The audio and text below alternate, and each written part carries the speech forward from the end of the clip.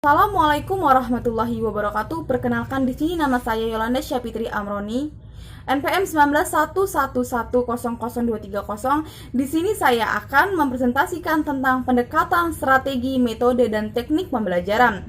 A. Konsep pendekatan, strategi, metode, dan teknik pembelajaran. Seperti yang kita ketahui bahwa pendekatan, metode, dan teknik metode merupakan tiga istilah yang sering digunakan dalam bidang pengajaran ataupun pendidikan. Mengingat kentalnya ketiga hubungan istilah tersebut karena merupakan suatu kesatuan yang tidak dapat dipisahkan, maka semua istilah tersebut sering dianggap sama sehingga sering dipakai secara bergantian.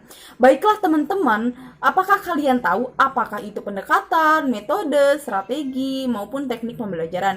Di sini saya akan menjelaskan.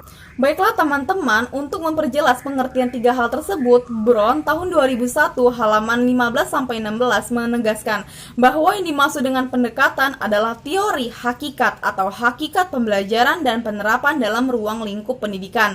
Metode adalah serangkaian perangkat pengajaran untuk mencapai tujuan pembelajaran, sedangkan metode cenderung terkait dengan peran dan perilaku guru dan siswa dan terkait dengan tujuan pengajaran atau urutan dan materi, sedangkan teknik latihan, kegiatan atau tugas yang digunakan untuk mencapai tujuan pembelajaran. Yang B itu ada pendekatan dalam pembelajaran IPS di SD atau di MI. Pendekatan ini mengandung arti cara pandang terhadap sesuatu dengan bertolak belakang dari asumsi tersebut. Pendekatan dalam pembelajaran IPS khususnya pada jenjang SD dan MI dimaksud sebagai cara pandang terhadap proses belajar siswa dalam mata pelajaran IPS dan upaya menciptakan kondisi kelas yang kondusif terjadinya proses belajar. Baiklah teman-teman, kalian tahu tidak bahwa pendekatan itu sangatlah penting bagi guru, karena guru dalam mata pelajaran IPS selain berfungsi sebagai manajer kelas dan fasilitator belajar juga menjadi teladan sosial aktor. Oleh karena itu, dengan mempelajari berbagai jenis pendekatan dalam pembelajaran dapat menambahkan percaya diri seorang guru untuk melaksanakan panggilan jiwanya sebagai pendidik. Nah, untuk mencapai tujuan sosial tadi, terdapat beberapa prinsip yang dapat digunakan dalam mempelajari IPS. Yang pertama, pembelajaran bermakna, yang kedua integratif, yang ketiga berbasis nilai, yang keempat menantang, dan pembelajaran yang aktif.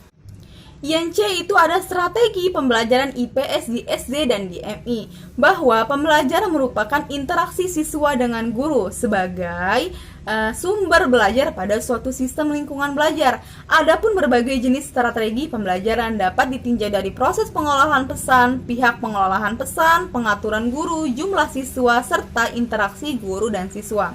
Berikut adalah strategi pembelajaran IPS yang diadaptasi dari modul strategi pembelajaran di SD. Yang pertama itu ditinjau dari proses pengolahan pesan. Terdapat dua jenis, yaitu yang pertama ada strategi deduktif. Strategi deduktif ini materi atau bahan pelajarannya diolah dari mulai yang umum ke bersifat yang khusus atau kebagian-kebagian. Nah, yang kedua itu ada strategi induktif. Materi atau bahan pelajarannya diolah mulai dari yang khusus ke yang umum.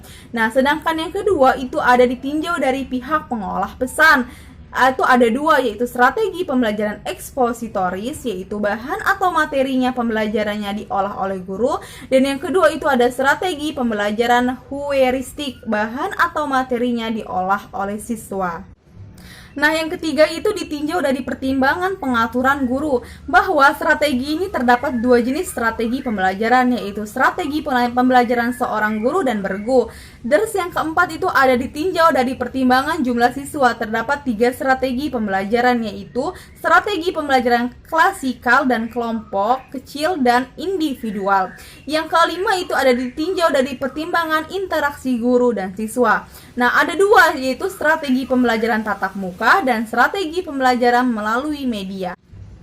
Dan yang D itu ada metode, teknik, dan pembelajaran IPS di SD dan di MI. Metode pembelajaran ini merupakan cara yang berfungsi sebagai alat untuk mencapai suatu tujuan, yaitu membelajarkan dari proses yang belum tahu menjadi tahu. Maksud dari pembelajaran ini adalah proses interaksi antara siswa dengan pendidikan dan sumber belajar pada suatu lingkungan belajar. Kalian tahu tidak bahwa metode pembelajaran IPS ini merupakan suatu cara yang digunakan guru agar siswa ini dapat belajar untuk mencapai tujuan belajar itu secara efektif. Karena di dalam proses belajar mengajar membutuhkan metode yang tepat guna dengan situasi dan kondisi yang ada. Oleh karena itu, hendaknya guru itu mampu memilih dan menentukan metode pembelajaran yang paling efektif dan efisien dalam mencapai tujuan pembelajaran. Nah, teman-teman, apakah kalian tahu ada banyak metode pembelajaran IPS, yaitu ada metode ceramah. Apa sih itu metode ceramah? Metode ceramah yaitu suatu bentuk pengajaran di mana dosen atau guru mengalihkan informasi kepada kelompok besar atau siswa dengan cara yang terutama atau verbal. Yang kedua itu ada metode tanya jawab. Metode tersebut sebagai format interaksi antara guru dan siswa melalui kegiatan bertanya yang dilakukan oleh guru untuk mendapatkan respon lisan sehingga dapat menumbuhkan pengetahuan baru.